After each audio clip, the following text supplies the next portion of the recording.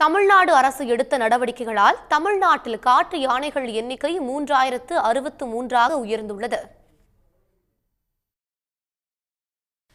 கேரளா, கர்நாடகா, ஆந்திர பிரதேச மாநிலங்களுடன் இணைந்து தமிழ்நாடு வனத்துறை சார்பில் கடந்த மே மாதம் ஒருங்கிணைந்த யானைகள் கணக்கெடுப்பு நடைபெற்றது.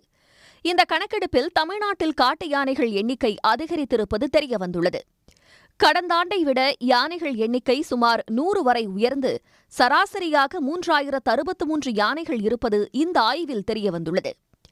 தமிழ்நாட்டில் உள்ள 26 வன மண்டலங்களில் நீலகிரி யானைகள் காப்பக பகுதிக்கு கீழ் வரும் உதகை, மசினகுடி, கூடலூர், ஹாசனூர், ஒசூரில் அதிகளவில் யானைகள் உள்ளன.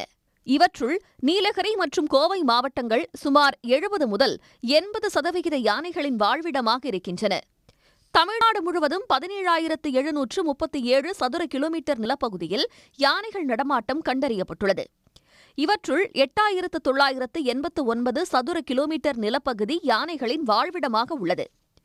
நீலகிரி மலைப்பகுதியில் 4,662 சதுர கிலோமீட்டர் நிலப்பரப்பில் 2,253 யானைகள் உள்ளன. கோவையில் 566 சதுர கிலோமீட்டர் நிலப்பரப்பில் 323 யானைகளும், ஆனைமலையில் 1,457 சதுர கிலோமீட்டர் நிலப்பரப்பில் 310 யானைகள் உள்ளன. ஸ்ரீவில்லிபுத்தூரில் 1,249 சதுர கிலோமீட்டர் நிலப்பகுதியில் 227 யானைகளும், அகஸ்தியர் மலையில் 1,197 சதுர கிலோமீட்டர் நிலப்பகுதியில் 259 யானைகளும் இருப்பது கணக்கெடுப்பில் தெரியவந்துள்ளது. தமிழ்நாட்டில் 2017ஆம் ஆண்டு 2,761 யானைகள் இருந்தன.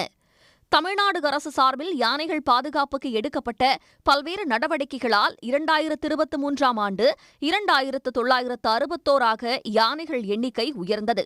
தற்போது 3,063ஆக அதிகரித்திருக்கும் நிலையில் அடுத்தடுத்த ஆண்டுகளில் இது தொடர்ந்து உயரும் என எதிர்பார்க்கப்படுகிறது. சன் நியூஸ் வாட்ஸ்அப் சேனலை ஃபாலோ செய்யுங்கள். QR கோடை ஸ்கேன் செய்து சன் நியூஸோடு இணைந்திருங்கள்.